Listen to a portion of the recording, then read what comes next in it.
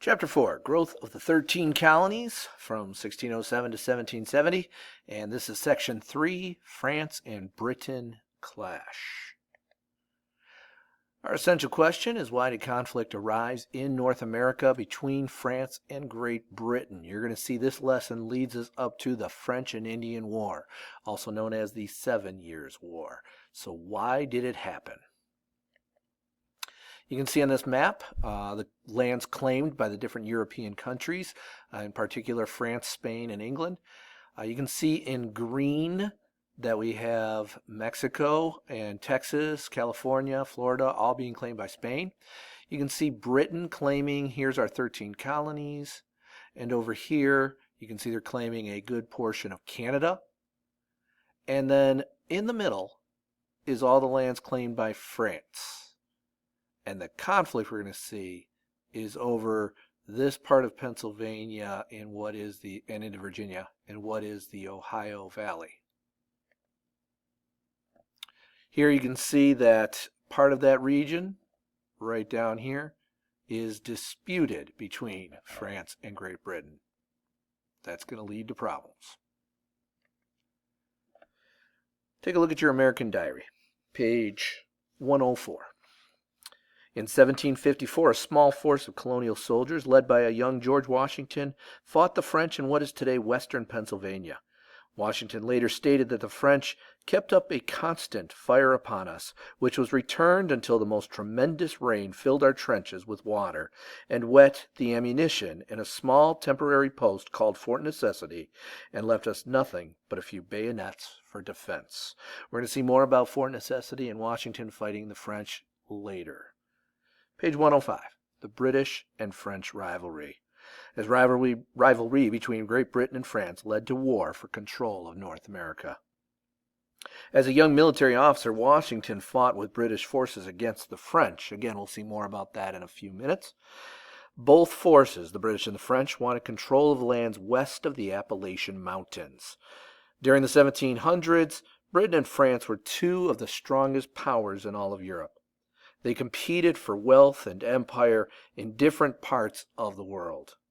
This rivalry caused bitter feelings between the British and French colonists of North America. So the carryover of what's happening in the rest of the world is now affecting the British and French colonists in North America.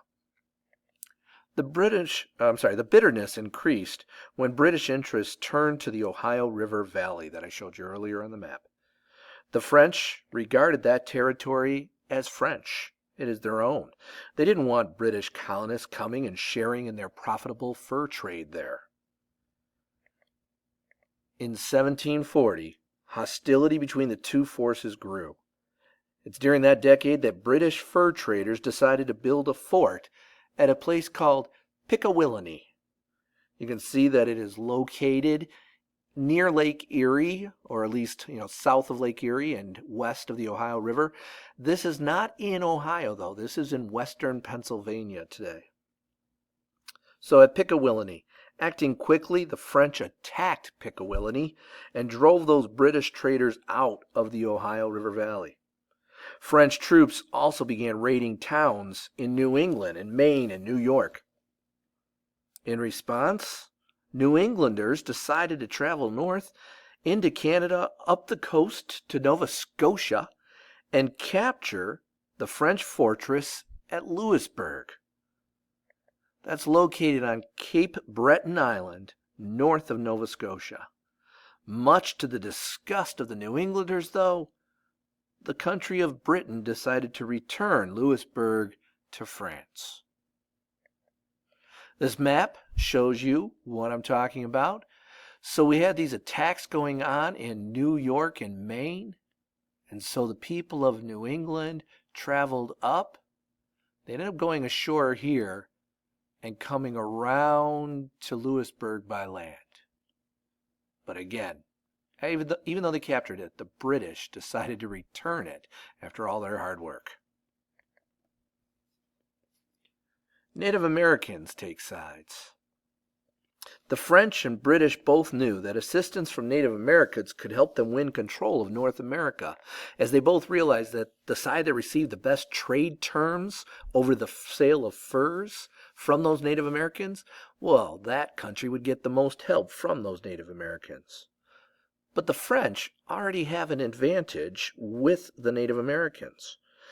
The British kept taking land. The French, they already had a bunch of allies because they didn't want the Indian land. They just wanted the fur, the valuable fur of the Ohio River Valley. They didn't want to take over their land. The French instead would actually marry with the Native American women, and they would follow the Native American customs. At the same time, there were French missionaries there converting or changing the religious beliefs of many Native Americans to Catholicism.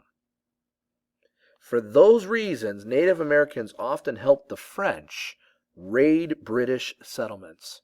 For example, not in our book, but in 1704, the Abenaki people joined with the French in attacking a British outpost in Deerfield, Massachusetts, an attack in which 50 British settlers were unfortunately killed. The Iroquois Confederacy. The most powerful group of Native Americans in the East was easily the Iroquois Confederacy, based in the New York area. The Confederacy initially included 5 Native American nations: the Mohawk, the Seneca, the Cayuga, the Onondaga, and the Oneida. Other groups of Native Americans later joined or were conquered by those Iroquois. And after the Tuscarora joined in 1722, the English started referring to the Confederacy as the Six Nations.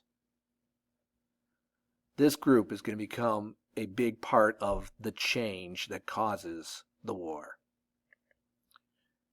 You see, the Iroquois was managing to remain independent because they were trading with both France and Britain at the same time.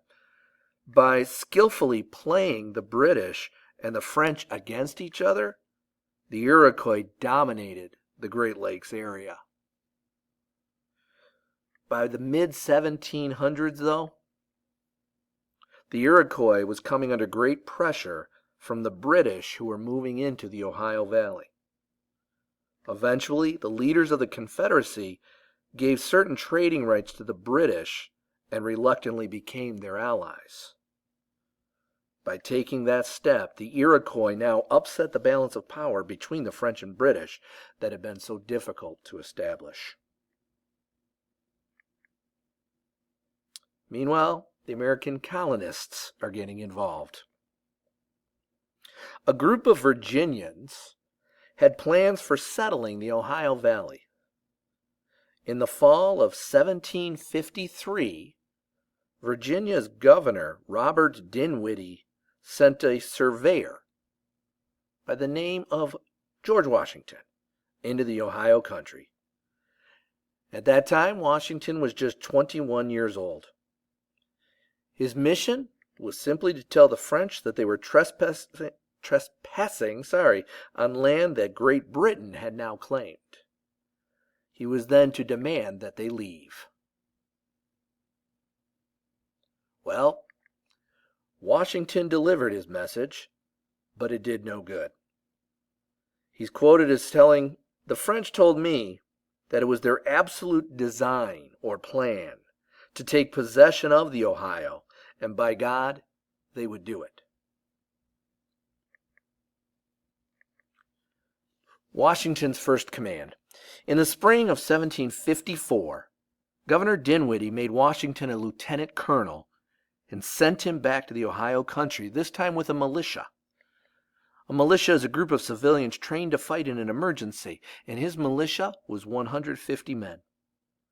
They had instructions to build a fort, and that fort was to be where the Allegheny and Monongahela rivers meet to form the Ohio River.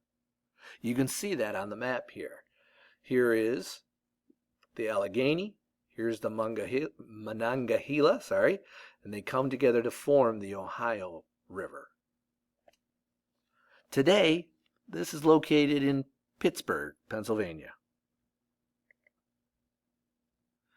When Washington got there, he found that the French were already building a fort, Fort Duquesne, on the exact same spot where he was to build.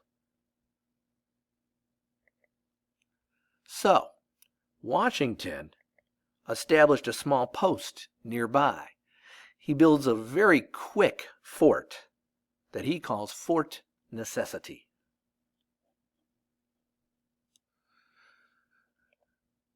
The fort that Washington built was very small. You can see in this picture here. That's a reconstruction of it, and it's as small as it looks. It's only got a storehouse that is 14 feet by 14 feet. And that circle of wood you see there, that is only 54 feet in diameter across. Very small. They then built up earthworks around it, as it's called, and you can see this hill here is part of it. And it's from there that the men would have ended up fighting as necessary. So again, this is just a hurriedly put together fort. The British are greatly outnumbered, and yet they attacked the French force. The French quickly, though, forced Washington's soldiers to surrender, and eventually they allowed them to return to Virginia. Washington published an account of his ordeal, which made him famous throughout the colonies and Europe. So even though he'd been defeated at Fort Necessity, the colonists see him as a hero because he struck the first blow against the French. Meanwhile, more planning by the colonists. Representatives from several colonies met in Albany, New York, in June of 1754 to discuss the threat of war. They wanted to find a way to defend themselves against the French. They hoped to persuade the Iroquois to support the British. The representatives adopted Benjamin Franklin's Albany Plan of Union, which called for a united colonial government. His plan gave that government three things that they could do. They collect taxes, raise troops, and regulate trade, all of which would be important in a war with the French. However, not a single colonial assembly would later approve the plan. So these men all agreed to it and then took it back to their own assemblies, and the assemblies of each colony said no. None of the colonies were willing to give up any of the power they had, which is what they would have to do to formalize a government for the entire group of them, a type of federal government as we have today.